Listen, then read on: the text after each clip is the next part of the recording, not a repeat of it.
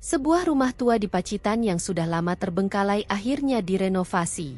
Tapi siapa sangka, ada sesuatu yang tidak menginginkan rumah itu dihidupkan kembali. Jangan lupa like, subscribe, dan komen dari mana kalian menonton video ini. Apakah kalian pernah mengalami kejadian serupa? Tulis di kolom komentar. Pak Harun, seorang mandor bangunan yang sudah berpengalaman bertahun-tahun, ditugaskan untuk memimpin renovasi rumah tua yang telah bertahun-tahun terbengkalai di Pacitan. Rumah itu berdiri angkuh di atas bukit kecil, dengan cat yang telah mengelupas dan jendela yang berdebu. Banyak warga desa menghindari rumah tersebut, menganggapnya sebagai tempat yang angker. Namun, bagi Pak Harun dan timnya, ini hanyalah proyek biasa, sebuah rumah tua yang perlu diperbaiki agar bisa dihuni kembali. Siang itu, pekerja mulai membersihkan halaman yang dipenuhi ilalang liar, membongkar bagian atap yang sudah rapuh, dan membuang perabotan lama yang tersisa di dalam rumah. Saat malam mulai menjelang, mereka memutuskan untuk beristirahat di salah satu ruangan di lantai bawah. Angin malam bertiup pelan, membawa hawa lembab yang menusuk kulit. Mereka duduk melingkar, berbagi cerita dan menyeruput kopi panas yang mereka seduh di atas tungku kecil. Namun, suasana berubah saat tiba-tiba terdengar suara seperti langkah kaki dari lantai atas. Semua terdiam, saling pandang dengan ekspresi bingung. Langkah itu terdengar jelas, pelan, tetapi pasti, seakan ada seseorang yang sedang berjalan di sana. Tap, tap, tap. Langkah itu berhenti sejenak, lalu terdengar lagi, kali ini lebih cepat. Seorang pekerja bernama Anto menelan ludah. Siapa yang tadi naik ke atas? Tanyanya dengan suara bergetar. Tak ada yang menjawab. Semua pekerja ada di bawah, tak seorang pun naik ke lantai 2. Pak Harun mencoba menenangkan mereka. Mungkin itu suara kayu tua yang melapuk, katanya, berusaha mencari penjelasan logis. Namun, sebelum ia sempat melanjutkan kata-katanya, suara lain terdengar. Kali ini bukan langkah kaki, melainkan suara lirih seperti bisikan. "Pergi, ini rumahku." Suaranya begitu lembut, hampir seperti angin yang berdesir. Namun, ada sesuatu dalam suara itu yang membuat bulu kuduk mereka berdiri. Anto, yang merasa penasaran, mengambil senter dan berjalan menuju tangga. "Saya cek dulu, Pak," katanya dengan suara pelan, meskipun wajahnya tampak ragu. Perlahan, ia menaiki anak tangga satu persatu. Setiap pijakan kayu mengeluarkan bunyi kriet-kriet yang terdengar nyaring di tengah kesunyian. Begitu sampai di atas, ia mengarahkan senter ke ruangan yang konon dulu adalah kamar utama pemilik rumah. Pegangan pintu berdebu itu terasa dingin di tangannya. Dengan sedikit ragu, ia memutarnya perlahan dan membuka pintu tersebut. Begitu pintu terbuka, angin dingin berhembus keluar dari dalam ruangan, membawa serta aroma anyir yang menusuk hidung. Anto menelan ludah. Dalam cahaya senternya, ia melihat sesuatu yang membuat napasnya tercekat. Bayangan samar seorang wanita berdiri di sudut ruangan.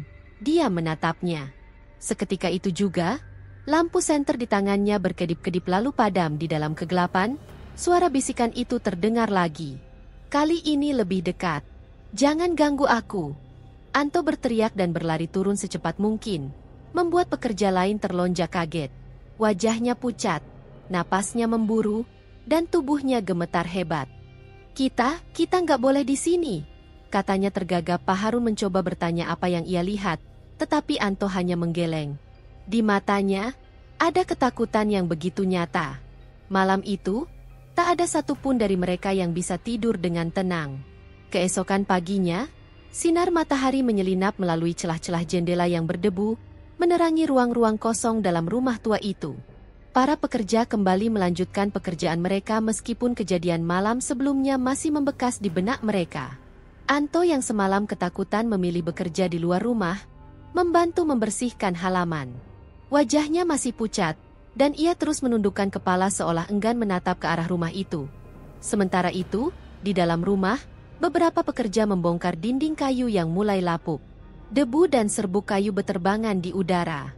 Pak Harun berdiri di dekat tangga, mengamati pekerja yang sedang melepas papan-papan usang di ruang tamu. Tiba-tiba, terdengar suara teriakan dari luar rumah. "Astaga! Itu siapa di jendela?" Teriakan itu berasal dari seorang ibu-ibu yang sedang berjalan melewati rumah. Ia berhenti mendadak, menunjuk dengan wajah ketakutan ke arah jendela lantai 2. Pak Harun dan para pekerja spontan menoleh, mengikuti arah telunjuk wanita itu. Di jendela lantai 2, terlihat sesosok bayangan berdiri di balik kaca yang berdebu. Bentuknya samar, tetapi jelas menyerupai tubuh seorang perempuan dengan rambut panjang yang terurai. Wajahnya tidak tampak jelas, tetapi kesan menakutkan yang ia bawa terasa begitu nyata. Sosok itu berdiri diam, seakan mengawasi mereka. Pak Harun mencoba berpikir rasional. Mungkin itu bayangan atau pantulan cahaya, katanya, meskipun suaranya terdengar ragu. Namun, sebelum ia sempat melangkah lebih jauh, sesuatu terjadi. Sosok di jendela itu tiba-tiba bergerak. Perlahan, ia mengangkat tangannya dan menempelkan telapak tangannya di kaca. Seketika, terdengar suara ketukan pelan. Tok tok tok. Anto, yang semula memilih diam, kini mundur beberapa langkah, tubuhnya bergetar hebat. Itu bukan bayangan, Pak, itu beneran. Suaranya lirih, nyaris berbisik. Tanpa membuang waktu, beberapa pekerja berlari menaiki tangga menuju lantai 2. Mereka ingin memastikan apakah benar ada seseorang di ruangan itu. Dengan langkah tergesa-gesa, mereka membuka pintu kamar yang mengarah ke jendela tadi. Namun, ketika mereka sampai di dalam, ruangan itu kosong. Tak ada siapapun di sana. Yang lebih mengejutkan, jendela yang tadinya tertutup rapat kini terbuka lebar, berayun pelan seperti baru saja disentuh oleh sesuatu. Angin dingin masuk ke dalam ruangan, membawa aroma anyir samar yang menusuk hidung mereka. Salah satu pekerja memberanikan diri untuk mendekati jendela dan melihat keluar. Dari sana, ia bisa melihat ke halaman, di mana Pak Harun dan pekerja lain masih berdiri menatap ke atas dengan wajah tegang. "Kosong, Pak," kata pekerja itu dengan suara yang sedikit bergetar. "Nggak ada siapa-siapa di sini." Pak Harun menghela napas, mencoba mencari penjelasan logis atas apa yang baru saja terjadi. Namun, sebelum ia bisa mengatakan sesuatu, seorang pekerja lainnya menunjuk sesuatu di kaca jendela. Jejak telapak tangan.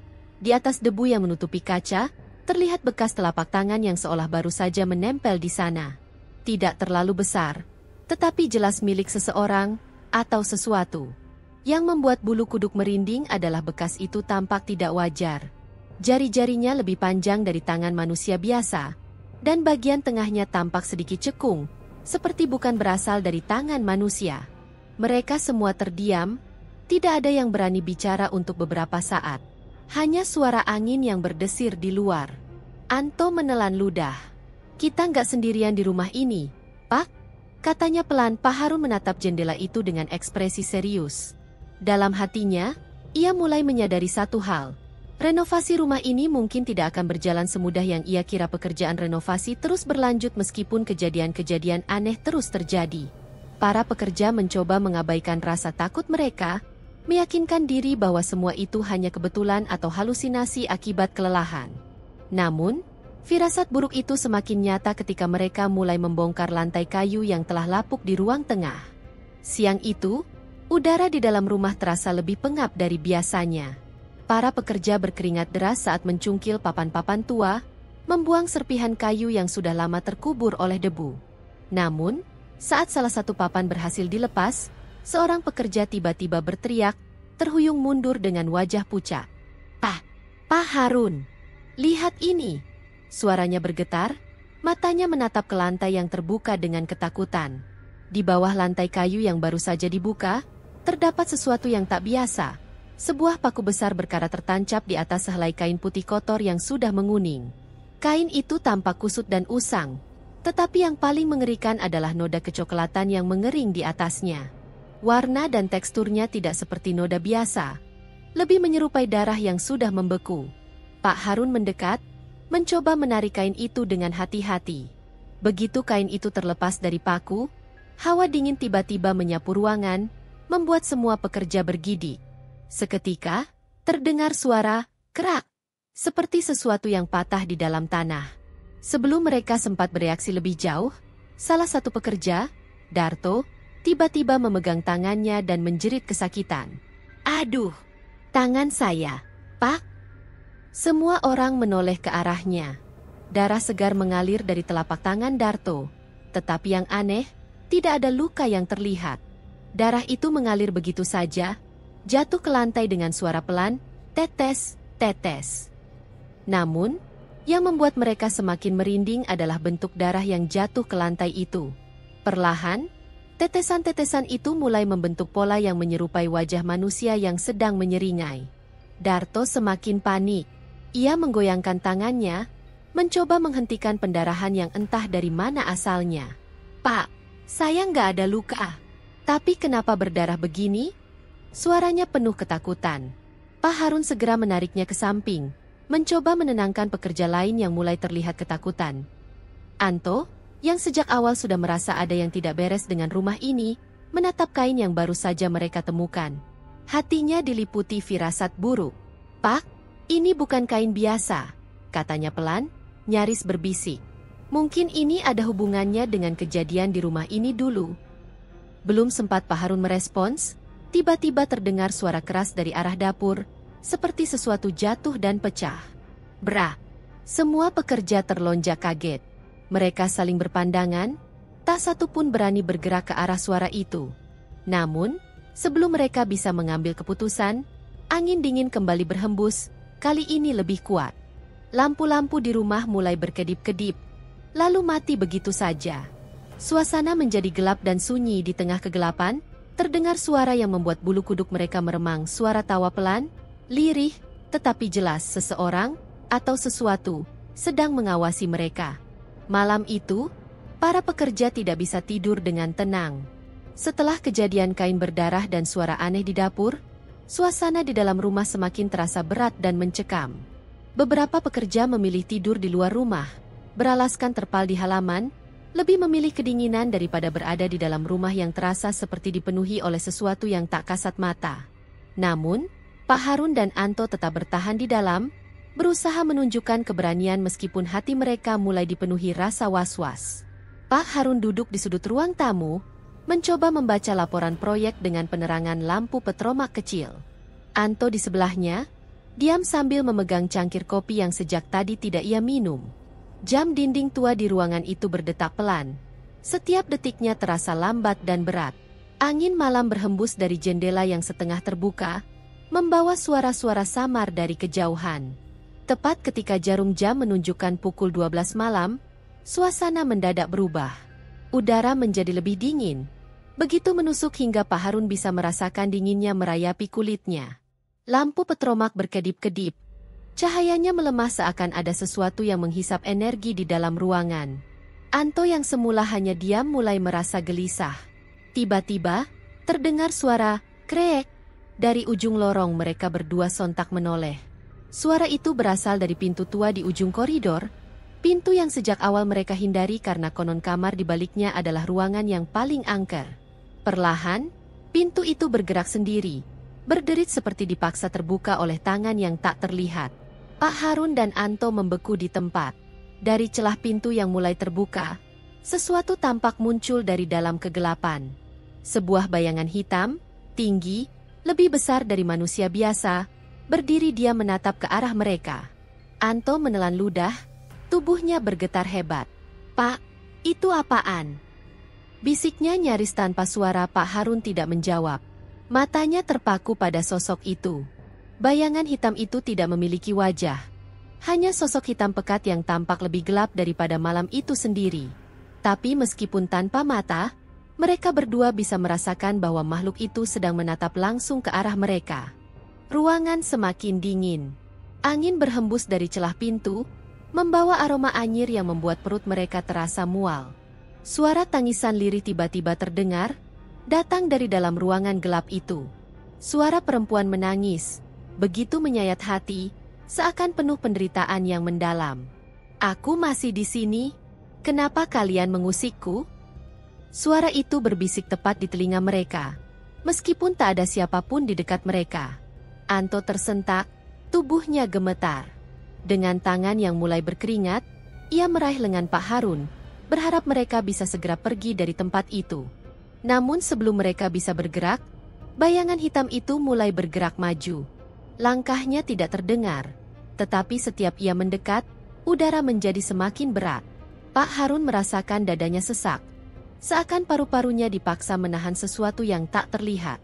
Anto akhirnya tak bisa menahan ketakutannya.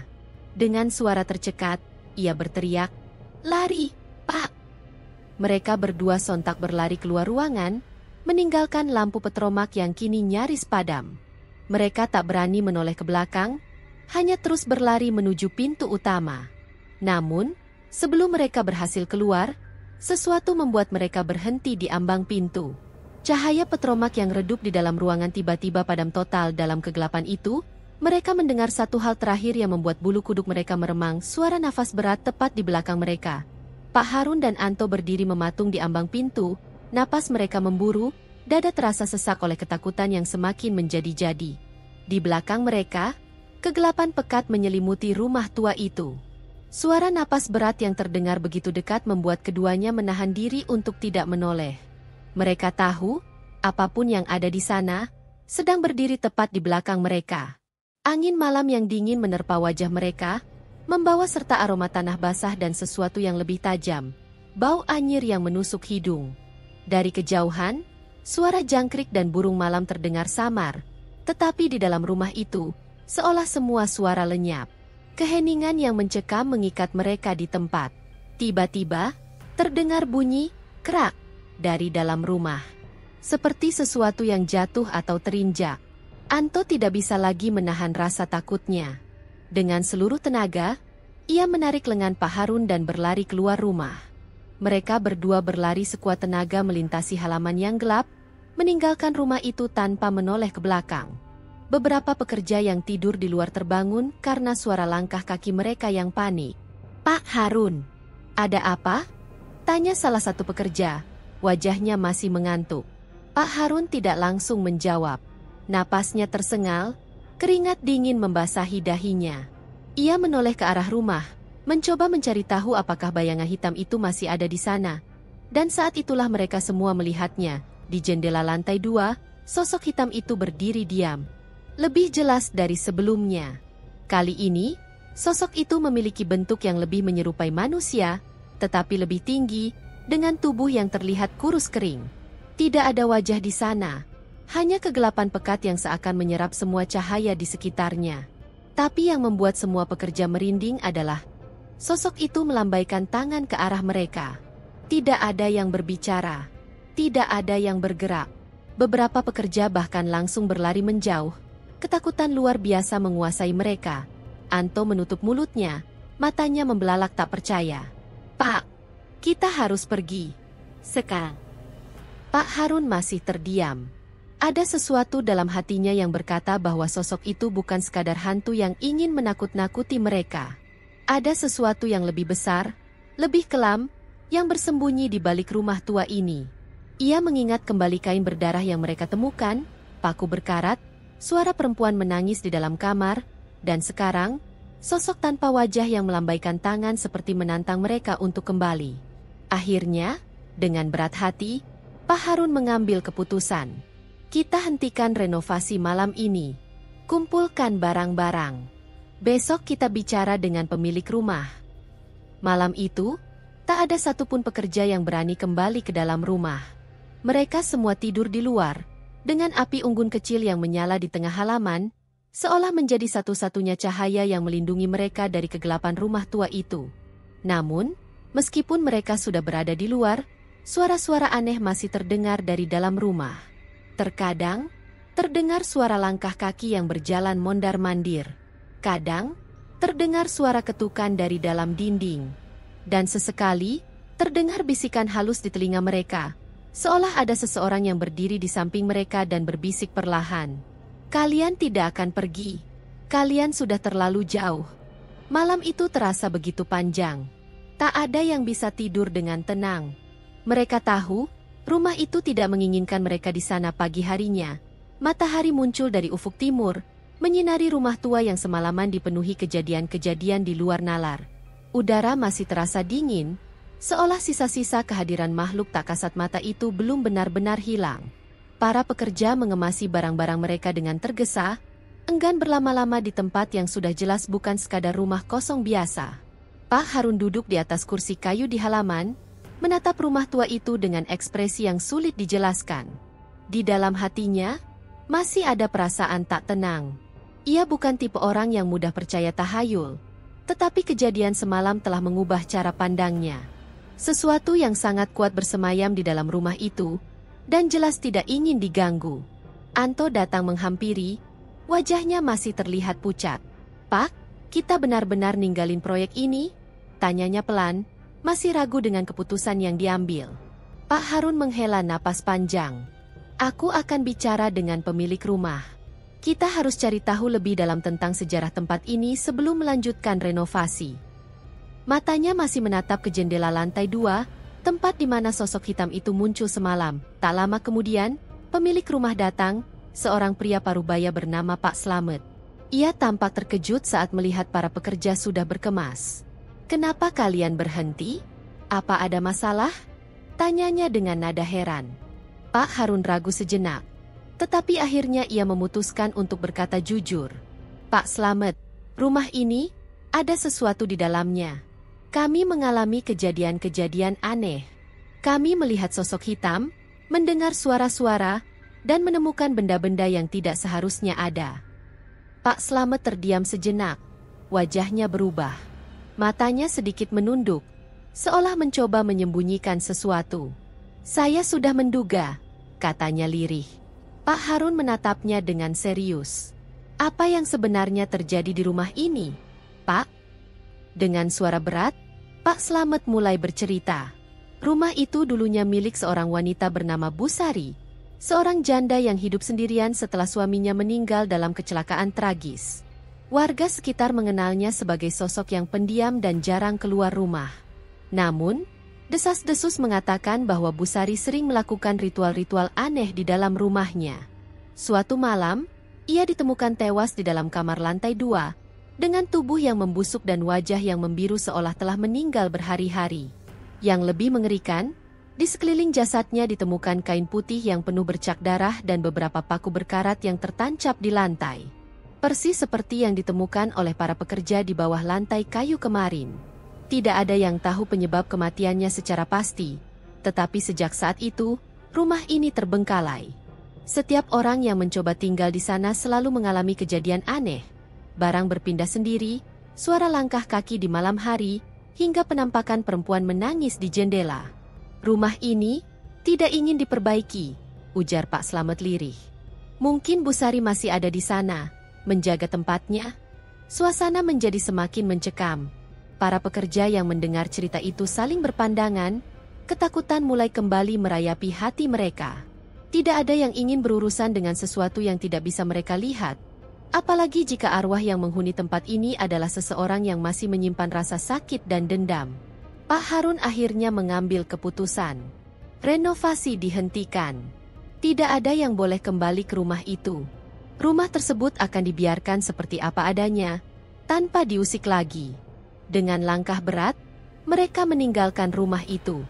Saat truk mereka melaju perlahan meninggalkan halaman, Anto memberanikan diri menoleh ke belakang untuk melihat rumah tua itu sekali lagi. Dan di sana, di jendela lantai 2, sosok hitam itu masih berdiri. Ia tidak bergerak, tidak melambaikan tangan seperti semalam. Hanya berdiri diam, seakan menatap kepergian mereka dengan tatapan kosong tanpa wajah. Anto merinding hebat dan buru-buru memalingkan wajahnya.